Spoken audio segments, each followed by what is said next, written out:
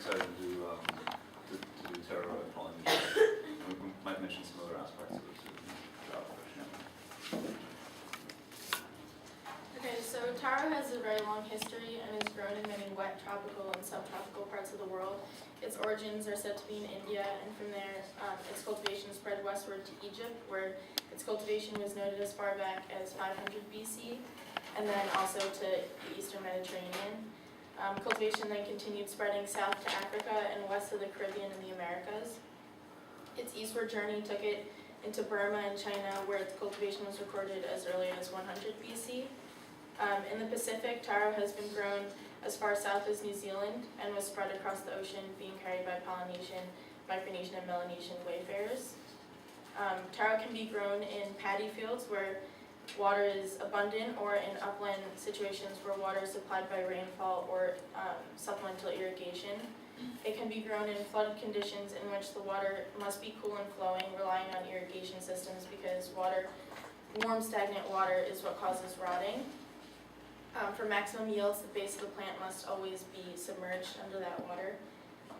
Flooded cultivation has some advantages over dry land cultivation, such as higher yields, out-of-season production, and weed control. However, on the other hand, in flooded production systems, taro requires a larger maturation period, investment in infrastructure, and higher operational costs.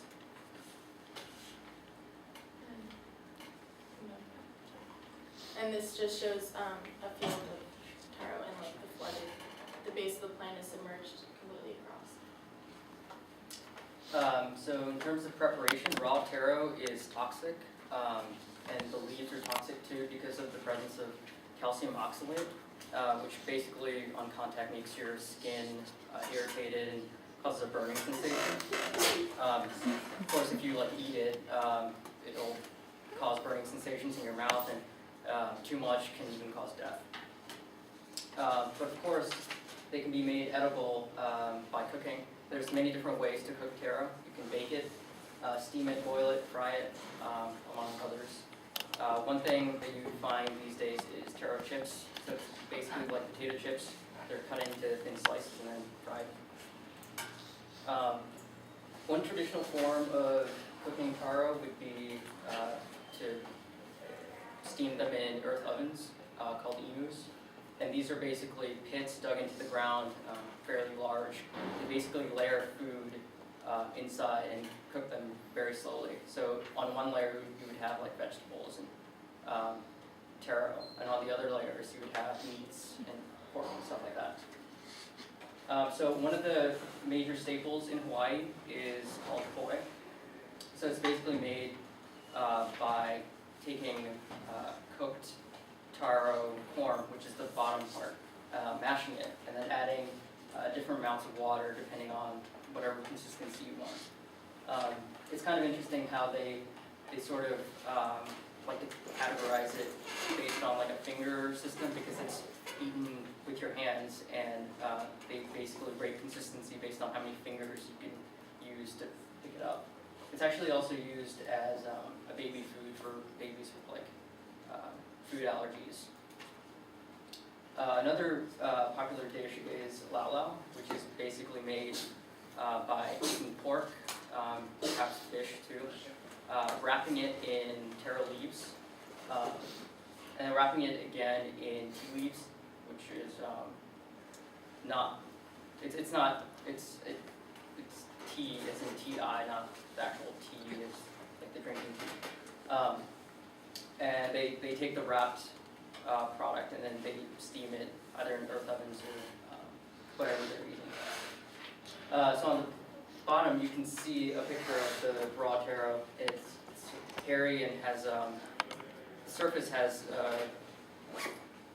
characteristic of like between coconut and sweet potato. And the first thing to do would be to take the outer layer off. And you have to be careful because, of course, if you get the fluids on your hands, then they start burning. So it's usually done wearing gloves. And on the bottom right, there's a picture of poi. So on the left, there's a picture of baked carrot tops in a coconut milk stew with chicken.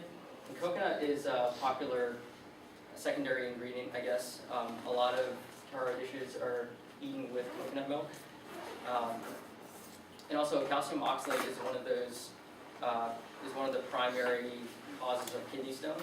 So it's good to eat foods with calcium oxalate with fluids so that you can prevent kidney stones. And on the right is a modern example of Lao Lao.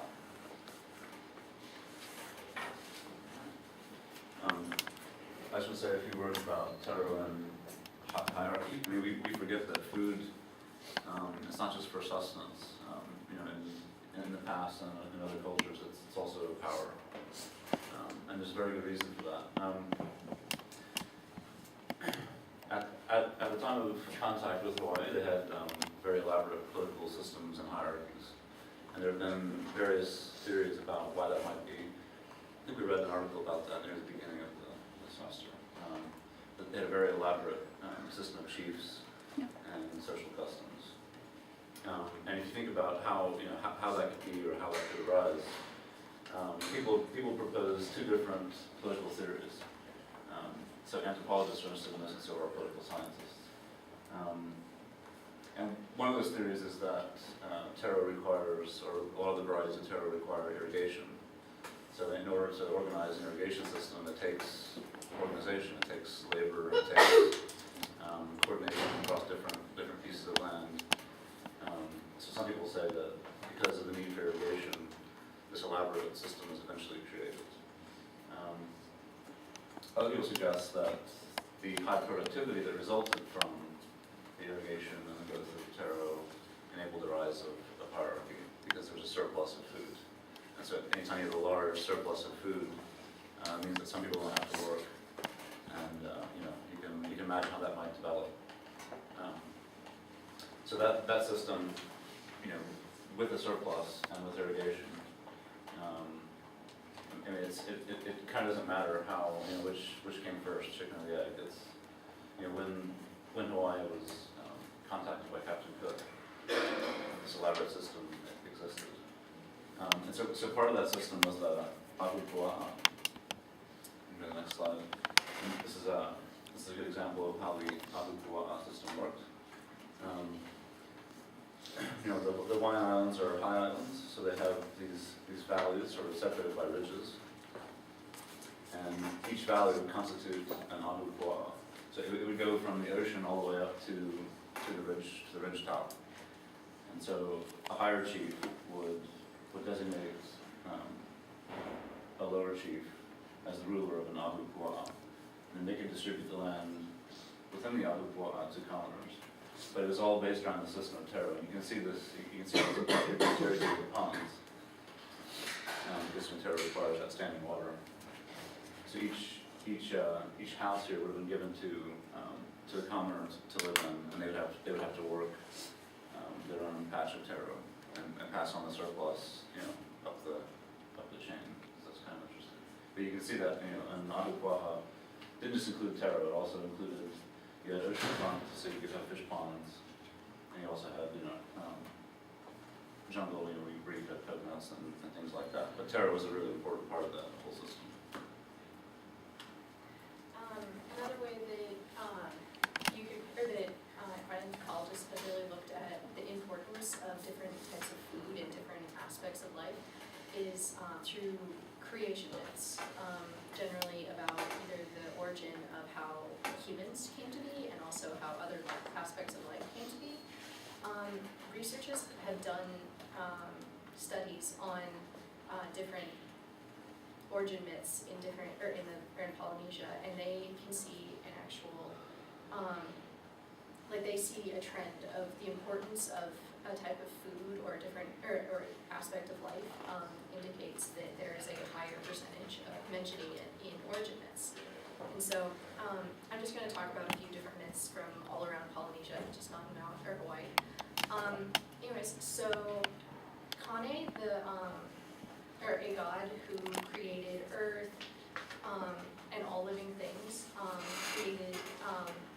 he first created Earth, then he created plants, and then he created humans. And so of all the different plants, the Hawaiians believed that Taro was considered their older brother. And again, this shows their deep connection to the earth and to Taro as a plant. And then in Samoa, it was believed that the demigod Maui traveled into the sky because his people were starving. And the demigod Maui is actually seen throughout Polynesia. But anyways, he saw Taro, thought it would be a really good staple food, threw it back down, he stole it from the god Tangaroa and brought it back down to earth so that his people would no longer be hungry.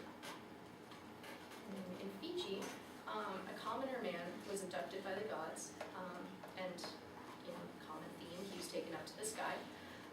He saw the gods cultivating taro in the sky, and he decided to steal it and throw it back down to his people on earth, again, because it would be a really good staple food, and he saw how it was nourishing the gods. And in Tahiti, there's actually two versions of the story. One version says that a criminal who did a bad deed was punished by the gods by having his feet sunk down into a taro field, and his body became the body of the taro, and his arms became the leaves. Another version is that a man saved his people by sacrificing himself to the gods and saying, "Take me, I will become the food for you all." And so then he became the taro. So another theme of origin myths in Polynesia is that there are very many different versions of them, and that a lot of them are very similar. So, but a lot of times taro is a very big theme in them. So kind of switching gears towards the more modern aspect of taro, it's still a primary staple in many of the diets of Polynesians.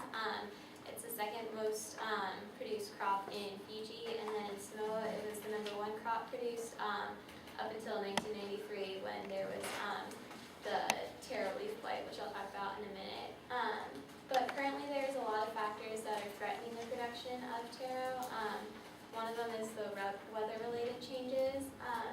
Drought, especially in Tonga, has really affected their production. You need moisture and lots of water in order for the taro to grow, and so drought is really having a negative impact on that. But then on the reverse side, flooding and then the rising sea levels taking away land is also threatening production of taro. Just because if you don't have land, it's really hard to grow the taro. But then the taro leaf blight is a type of disease that's affecting all the taro plants, and so it starts off as a small brown spot on the leaf, and then you can see in the upper corner it starts to grow and become purplish and more circular, and so that'll take over the entire leaf, basically destroying the entire plant. And it's really hard to control or contaminate the disease because it spreads through rain or wind splash. And so it's really hard to control the disease once it's infested in the patch, which is why in Samoa the production of taro has decreased dramatically due to this disease. There's also the virus disease, which affects the leaves. They don't grow as naturally and their veins thicken, and then the plant becomes stunted and can die. And then also the taro beetle, which is pictured up there, it tends to burrow underneath the ground, and it'll feed off the root of the taro, producing all the holes that you can see in the picture there.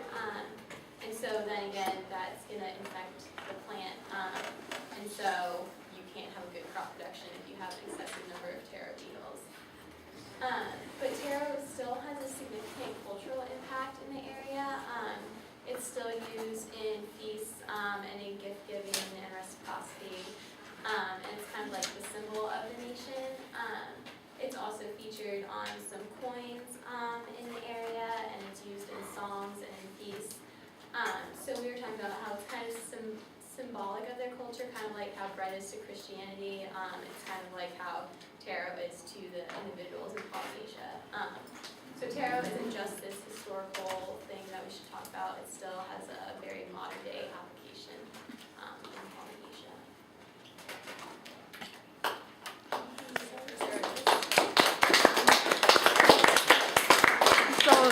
want to ask any questions?